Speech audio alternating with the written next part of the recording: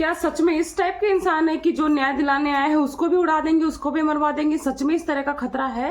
अगर है तो वाकई में कोई भी न्याय दिला पाएगा क्या इस केस में? और सबसे बड़ी बात ये कि जिस चैनल पे वो न्यूड फोटो अपलोड हुई थी सपना की, वो चैनल जब उनके पास ही था तो वो फोटो डाली किसने थी? क्या वो सपना ने खुद अपनी वायरल कराई थी ट्रेंडिंग में आने के लिए, या फिर ये भी इसके पीछे पे किसी का हाथ था?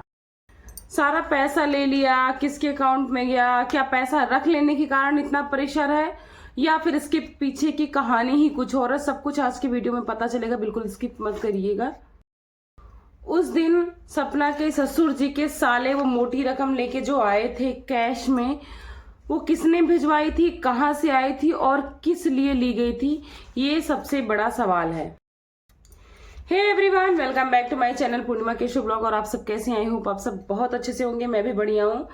तो जी हाँ, आप सबको पता चल गया होगा मैं किस बारे में बात करने वाली हूँ। आज कल जो स्नैपी गर्ल की कंट्रोवर्सी एकदम चल रही है उसके बारे में बात करने वाली हूँ। इतना कन्फ्यूजन है, समझ में ही नहीं आता कि ये लोग चाहते क्या हैं, मेन इसके पीछे का रीजन क्या क्या है। ये लोग एक होना चाहते हैं या सच में न्याय चाहते हैं, या फिर सिर्फ और सिर्फ पैसे और प्रॉपर्टी की ही लड़ाई है? क्योंकि कुछ बातें ऐसी हैं जो अभी तक किसी को नहीं पता थी, सामने निकल कर आ रही हैं।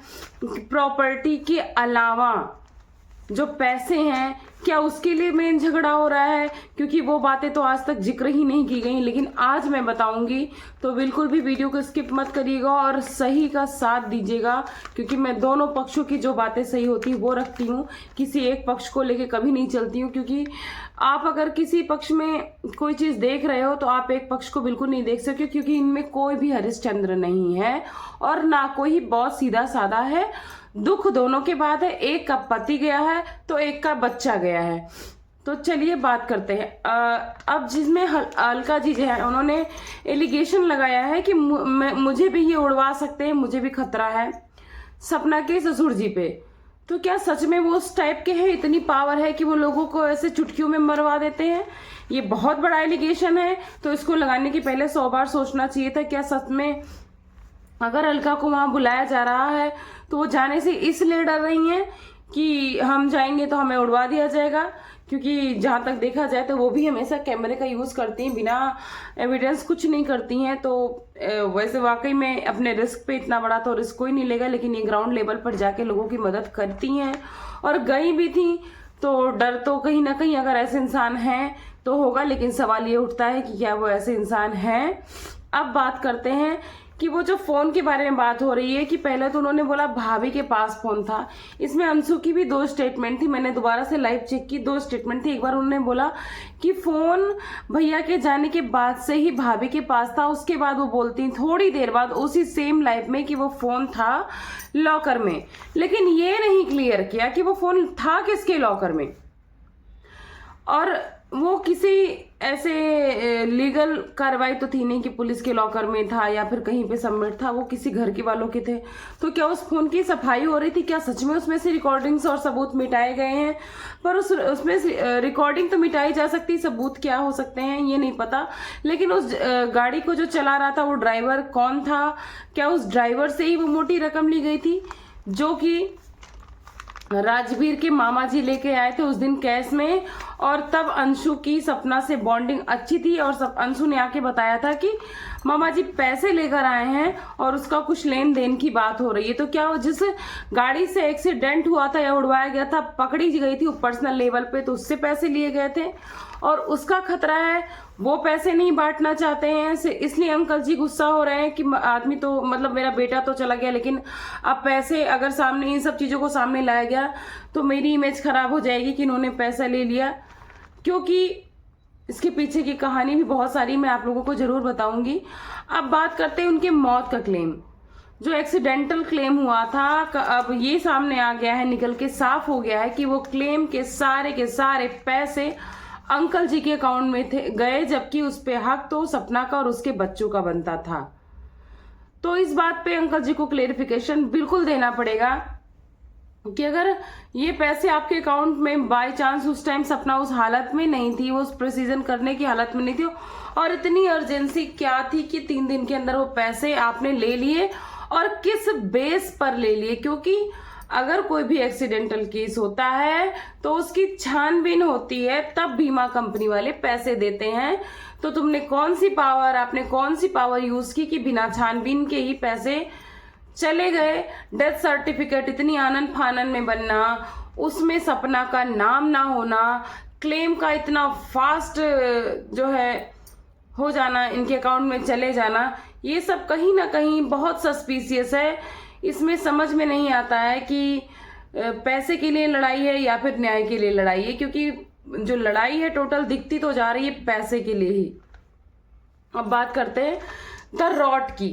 द रॉट अब सामने से खुद एकदम क्लियर हो चुका है, क्रिस्टल क्लियर। हल्का जी नहीं बताया है कि द रॉट सपना के पास ही है। वो चैनल डिलीट नहीं हुआ है, वो चैनल हाइड हुआ है और ये सपना के पास था, सपना के पास है। तो क्या उस पर जब आपके पास चैनल था तो कोई भी आपकी इस तरह की वीडियो कैसे अपलोड कर सकता है, या फिर आपने अपने आप को ट्रेंडिंग कराने के लिए, वायरल कराने के लिए कराई, या फिर आपने उसका लॉगिन पासवर्ड किसी और को दे रखा था। ये सवाल सपना से है तो इसका जवाब बिल्कुल देना चाहिए। अब बात करते हैं पेट्रोल पंप पे। बोल रहे हैं कि पेट्रोल पंप पे वो एक दिन पहले मिलने आई थी, तो बकायदे बोले उसके बारे में जिक्र नहीं किया। तो ये बात अंकल जी की भी गलत है, क्योंकि जो सही है उसको सही कहना चाहिए, जो गलत है उसको गलत कहना चाहिए, क्योंकि उसका पूरा एक ब्लॉग डाला हुआ है अच्छे से। और अगर कोई वाइफ अपने हस्बैंड से एक दिन पहले मिलती है और उसके दूसरे दिन कुछ हो जाता है, तो इसको उससे कहीं से भी कनेक्ट नहीं किया जा सकता है कि मिलने के कारण कुछ साजिश हुई होगी, इस वजह से मौत हुई है। पर जो वो मोटी रकम है, बीमे का क्लेम है, ये सब बिल्कुल ही इंडिकेट करता है कि मामला पैसों से रिलेटेड तो है ही। अब माँ से नफरत की बात पर बोली है, तो ये बात मुझे कहीं ना कहीं कनेक्ट होती हुई समझ में आती है कि मेरी जो वाइफ है वो सपना की माँ से इसलिए नफरत करती हैं क्योंकि जब वो खत्म हुए थे हमारे दोनों बेटे, तब वो आई थी तो सपना के पास थी, लेकिन मेरी वाइफ से एक बार भी बोलने और हालचाल भी पूछने नहीं आई। तो डियरली ये गलत है। अगर तुम्हारी बेटी का पति गया था, आपका दामाद गया था, तो किसी का बेटा भी गया था, क्योंकि अगर पति जाता है तो भी इंसान अनाथ हो जाता है, बेटा जाता है तो भी दुनिया लूट जाती। तो आपको एक बार इंसान होने के तौर पे ही उनके पास जाना चाहिए था, पूछना चाहिए था, उनके दुख को शेयर करना चाहिए था, सांत्वना देनी चाहिए थी। अगर आपने ऐसा किया तो वाकई ये गलत है। अब बात करते हैं जो एविडेंस, वो बोल रहे हैं कि मैं व्हाट्सएप के थ्रू शेयर कर दूंगा। तो क्या अब इसमें डाउट जताया जा रहा है कि आप जो शेयर करोगे उसमें फेरबदल होगी, तो क्या अंकल सच में फेरबदल कर देंगे? इतनी पावर है कि उसकी बारकोड चेंज कर देंगे, पार्ट्स में जो चीजें लिखी हुई हैं, नंबर प्लेट का नंबर चेंज करवा देंगे तब भेजेंगे, या फिर ओरिजिनल भेजेंगे? अगर इतनी पावर है तो मैं बोलती हूँ कि किसी के पास भेजना ही क्यों है, डायरेक्ट पुलिस को क्यों नहीं हैंड ओवर कर देते हैं?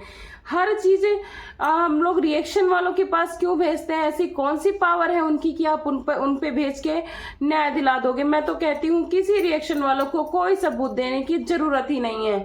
आप लोग इसको ऑफलाइन पुलिस स्टेशन में हैंड ओवर करो, सारे वीडियो, सारे गाड़ी के पार्ट्स, ड्राइवर का नंबर या जो कुछ भी है, और आपको न्याय डेफिनेटली मिलेगा। लेकिन आप क्या सिर्फ ये कंट्रोवर्सी के लिए हो रहा होगा? तो वाकई में ये चीजें ऐसे ही उछाली जाएंगी। अब कुछ लोग कह रहे हैं कि क्लेम का पैसे का झूठा आरोप लग रहा है, पैसा उनके अकाउंट में गया है सपना के, कुछ लोग कह रहे हैं अंकल के। लेकिन जो बात सूत्रों से पता चली है कि जो पैसा है बीमा के एक्सीडेंटल बीमा का जो भी होता है क्लेम, वो अंकल जी के अकाउंट में गया। अब चलिए बात करते हैं कि इसके पीछे की कहानी क्या हो सकती है। ये हो सकती है कि बेटा गया था। अब क्लेम वाला का तो थोड़ा हमेशा से डाउटफुल है और रहेगा जब तक वो खुद क्लियर नहीं करते कि ऐसी क्या अर्जेंसी थी कि डेथ सर्टिफिकेट 3 दिन के अंदर बन गया फटाफट, उसमें सपने का नाम भी नहीं आया और पैसा भी हैंडओवर हो गया और सिर्फ अंकल के अकाउंट में। अब बात करते हैं कि अगर पर्सनल लेवल पे, पर्सनल पावर से आदमी ड्राइवर को पकड़ता है, मारपीट करता है, तो कई बार ऐसा होता है कि गलती हो जाती है, इंसान माफी करता है कि आपका परिवार तो चला गया, हम वापस नहीं ला सकते, हम उसका भुगतान करेंगे। तो उसके बदले की क्या वो मोटी रकम थी जो मामा जी लेके आए थे, और मोटी रकम ले लिया था उन्होंने कि चलो हमारा बेटा गया लेकिन हम इसको छोड़ेंगे नहीं, बर्बाद कर देंगे पैसा लेके चाहे जैसे।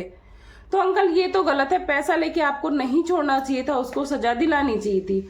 अगर आप पैसा लेकर चुप हैं इसलिए आप नहीं किस खुलवाए तो ये गलत है, तो आपको खुलकर बताना चाहिए। सॉरी, लेकिन मुझे नहीं लगता ऐसा हो सकता है। लेकिन अब बात अगर अंशु ने की तो अंशु जरूर क्लियर करेंगे कि वो पैसे की बात कौन सी थी, और अंकल भी आके क्लियर करेंगे कि वो मोटी रकम कहाँ से आई थी, किसने भिजवाई थी, क्योंकि इतना आदान प्रदान तो नहीं होता, और जब भी किसी का बेटा मरा हो तो इतनी रकम कोई सामने से देने आएगा ही क्यों। अब इसके पीछे यही राज है कि जो वो क्लेम का पैसा आया है, जो वो ड्राइवर के मतलब जिसकी गाड़ी थी उसके घर से पैसा आया है, उस पैसे को क्या सपना लेना चाहती इसलिए इतना सब कुछ कर रही हैं विला का नाम लेके, क्योंकि कुछ चीजें ऐसी होती जो पहले नहीं बोली जा सकती हैं। उसके खिलाफ उसके सपना के पास कोई एविडेंस नहीं, क्योंकि सपना सारी रिकॉर्डिंग्स तो रखती हैं, लेकिन क्या वो रिकॉर्डिंग नहीं कर पाई थी वो मोटी रकम लेते हुए, और उसका कोई एविडेंस नहीं है इसलिए वो सामने से क्लेम नहीं कर पा रही, लेकिन पीछे से टॉर्चर कर रही हैं। ये सोचने वाली बात है, मैं ये इल्जाम नहीं लगा रही हूँ, मैं एक सवाल उठा रही हूँ, और अगर ऐसी बात है तो जवाब देना चाहिए। और पैसे के बदले अगर अपने बेटे के अन्याय को संतोष कर दिया है तो रियली शेमफुल है। लेकिन ज्यादातर लोगों में देखा गया है कि जब परिवार नहीं बचता है तो लोग पैसे देकर छोड़ भी देते हैं। ये चीजें फैक्ट हैं, बहुत सारे घरों में देखी गई हैं। तो इन जैसों के लिए मुझे लगता है कोई बहुत बड़ी बात नहीं होगी। लेकिन आप लोग की क्या राय है जरूर जानना चाहूंगी। वीडियो छोटी सी है लेकिन आई होप बहुत सारे ऐसे एग्जैक्ट पॉइंट मैंने रखे हैं जिससे आप लोग को क्लियर हो जाएगा कि ये साजिश थी या फिर ये एक, क्योंकि पैसे का छोड़ दो तो एक्सीडेंट अगर किसी ने करवाया तो वाकई में उसका तो पता लगना चाहिए, या फिर बाई चांस हुआ है तो क्या पैसे लेके इन्होंने छोड़ दिया इसका भी पता लगना चाहिए। तो चलिए इस वीडियो को यहीं पे एंड करती हूँ। और इतने सारे पॉइंट्स है ना कि जब क्लियर करने लगो तो वीडियो बहुत लंबी हो जाती है, इसलिए मैं अब थोड़े थोड़े पॉइंट्स एग्जैक्ट बोलूंगी, क्योंकि बहुत मैंने देखा है कि मैसी हो जा रही वीडियो, इसलिए थोड़े थोड़े पॉइंट्स क्लियर करूंगी ताकि आप लोगों को भी वीडियो समझ में आए। तो चलिए वीडियो को लाइक करिएगा, चैनल को सब्सक्राइब करिएगा, फ्रेंड्स एंड फैमिली के साथ शेयर करिएगा। मिलती हूँ आपको नेक्स्ट वीडियो में नेक्स्ट टॉपिक के साथ। तब तक के लिए अपना खूब सारा ख्याल रखिएगा। Thanks for watching Purnima Keshav blog. Bye bye.